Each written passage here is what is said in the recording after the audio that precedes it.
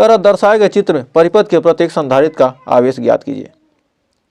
तो इस परिपथ के प्रत्येक संधारित्र का क्या करना है, आपको आवेश ज्ञात करना है।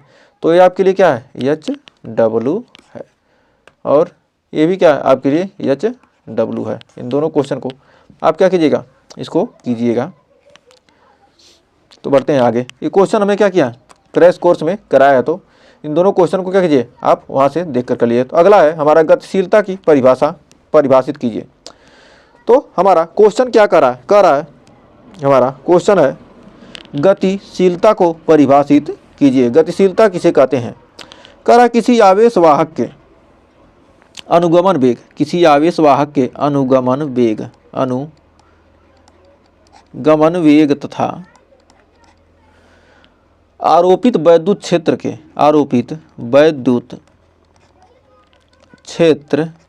के अनुपात को उस आवेश वाहक की क्या कहते हैं, गतिशीलता कहते हैं, और इसे म्यू से प्रदर्शित करते हैं। तो म्यू बराबर होता है क्या, VD/E। कह अनुगमन वेग तथा वैद्युत क्षेत्र के अनुपात को क्या कहते हैं, हम आवेश वाहक की क्या कहते हैं, गतिशीलता कहते हैं। हमारा क्या है यहाँ पर VD हमारा क्या है, अनुगमन वेग है, अनुगमन वेग। ई हमारा क्या है, वैद्युत क्षेत्र, और इसका मात्रक होता है, ये हमारा क्या वेग है, वेग का मीटर स्क्वायर और विद्युत क्षेत्र का वोल्ट सेकंड। तो हमारा मीटर स्क्वायर प्रति वोल्ट सेकंड हमारा क्या होगा, इसका मात्रक निकल के आ जाएगा। तो हमें उम्मीद है इस क्वेश्चन में आपको कोई डाउट नहीं होगा, आसानी से आप इस क्वेश्चन से 1 नंबर ले सकते हैं। तो बढ़ते हैं आगे। कह रहा किसी वैद्युत सेल के विद्युत वाहक बल का अर्थ समझाइए। कोई वैद्युत सेल है, उसके विद्युत वाहक बल का अर्थ समझाइए। तो इसका आंसर हो जाएगा, एकांक आवेश को सेल सहित पूरे परिपथ में प्रवाहित करने में सेल द्वारा दी गई ऊर्जा को सेल का विद्युत वाहक बल कहते हैं। एकांक आवेश को मतलब कोई एकांक आवेश है, तो हमारा एकांक आवेश को सेल पूरे परिपथ में प्रवाहित करने में, एकांक आवेश को सेल सहित पूर्ण परिपथ में प्रवाहित करने में दी गई ऊर्जा यदि क्या हो, W हो, दी गई ऊर्जा तथा सेल के विद्युत वाहक बल कहते हैं। ऊर्जा को ही क्या कहते हैं, सेल का विद्युत वाहक बल यानी E कहते हैं।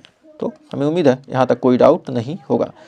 तो इसका मात्रक हमारा क्या हो जाएगा, मात्रक हो जाएगा, मात्रक कार्य का मात्रक क्या हो जाएगा, जूल। आवेश का मात्रक क्या हो जाएगा, कूलाम, जूल बटे कूलाम, या हो जाएगा कितना, वोल्ट,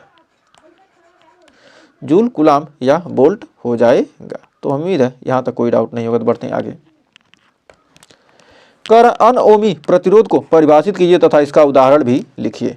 तो अनओमी प्रतिरोध किसे कहते हैं, इसको परिभाषित कीजिए और इसको उदाहरण दीजिए। तो अनओमी प्रतिरोध ऐसे परिपथ जो ओम के नियम का पालन करते हैं, ऐसा परिपथ जो ओम के नियम का क्या कहते हैं, नियम का पालन करते हैं। क्या कहते हैं, पालन करते हैं, वो ओमी प्रतिरोध कराते हैं। लेकिन क्या यहाँ पर अनओमी है, तो जो ओम के नियम का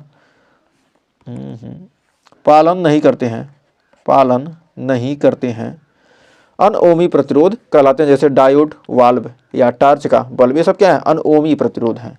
अब ओमी प्रतिरोध, तो यहाँ पर पूछा क्या था, अनओमी प्रतिरोध पूछा था, तो इसका उदाहरण भी हमने क्या किया, 2 दे दिया। ओमी पूछा तो क्या कहते हैं, ऐसे परिपथ जो ओम के नियम का पालन करते हैं क्या कहते हैं, ओमी प्रतिरोध कहलाते हैं। नेक्स्ट, कर वैद्युत परिपथ में के लिए किरचॉफ का प्रथम नियम क्या है। तो किरचॉफ का प्रथम नियम क्या है, हमारा धारा का नियम है। तो इस नियम के अनुसार हम जानते हैं कि इस नियम के अनुसार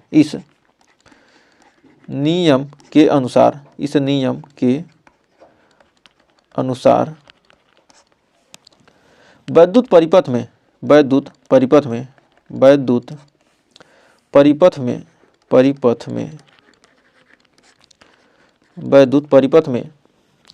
किसी संधि या बिंदु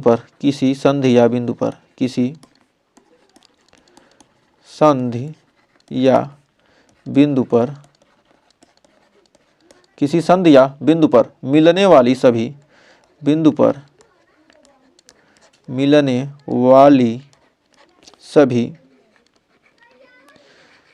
वाली सभी धाराओं का बीजगणितीय योग शून्य होता है। बीजगणितीय, सभी धाराओं का बीजगणितीय योग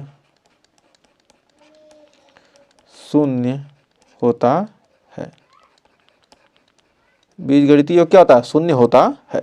तो सिग्मा आई बराबर क्या होता है? 0 होता है। मतलब बीजगणितीय योग क्या होता है? उनका शून्य होता है। तो क्या किरचॉफ का प्रथम नियम बस पूछा था, क्या इतना ही लिख सकते हैं। तो मैंने क्या इसको बस इतना ही लिखेंगे, आगे अभी करेंगे तो उसको और डिटेल के साथ पढ़ेंगे। तो एक नंबर में पूछेगा क्या, बस इतना ही लिख देना है। तो कह रहा है क्वेश्चन हमारा, एक सेल का वैद्युत वाहक बल 2 वोल्ट है, इस कथन का क्या अर्थ है? कोई सेल दिया है, उसका वैद्युत वाहक बल क्या है? 2 वोल्ट है। तो इसका मतलब क्या होगा? एक सेल का वैद्युत वाहक 2 वोल्ट है, इस कथन का तात्पर्य है कि एकांक धन आवेश को सेल सहित एक बार पूर्ण परिपथ में प्रवाहित करने में 2 जूल कार्य करना पड़ता है। यानी ई का मान क्या है? ई का मान है हमारा कितना? 2 जूल प्रति कूलाम। 2 जूल प्रति कूलाम, यानी ई बराबर क्या होता है हमारा? W/Q। तो ई बराबर हमारा कितना होता है? W/Q होता है। तो इसका मात्रक कितना है? जूल प्रति कूलाम या वोल्ट, यह क्या होता है? वोल्ट होता है। तो मतलब 2 वोल्ट का मतलब कितना हुआ? 2 जूल प्रति कूलाम। मतलब क्या हुआ?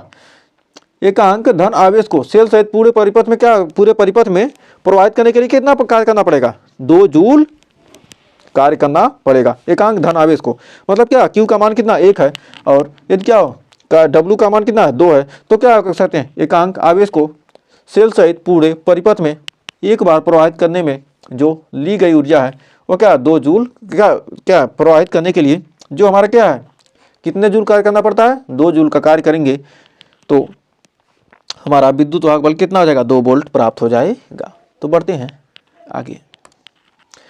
तो बहुत ही शानदार क्वेश्चन कह रहा है, धातुओं में मुक्त इलेक्ट्रॉनों के अपवाह वेग तथा श्रांति काल में संबंध लिखिए और प्रयुक्त संकेतों का अर्थ समझाइए। तो यहाँ अपवाह वेग और श्रांति काल में यहाँ संबंध को दर्शाया गया है। तो अब यहाँ पर क्या कर रहा है? संकेतों का अर्थ समझाइए। तो हमारा यहाँ पर जानते हैं VD, हमारा VD क्या है? अनुगमन वेग है। VD हमारा क्या है? अनुगमन वेग है। अनुगमन वेग, VD अनुगमन वेग है। और E हमारा क्या है? इलेक्ट्रॉन का आवेश है। E हमारा क्या है? इलेक्ट्रॉन का आवेश। इलेक्ट्रॉन का आवेश। और भी हमारा भी जो है क्या है? विभवांतर। विभवांतर, विभवांतर। और हमारा यम क्या है? द्रव्यमान। द्रव्यमान। हमारा L क्या है? चालक की लंबाई। चालक की लंबाई। और हमारा T हमारा वही क्या है? श्रांति काल। वही क्या? श्रांति काल। तो हमें उम्मीद है यहाँ तक आपको कोई डाउट नहीं होगा।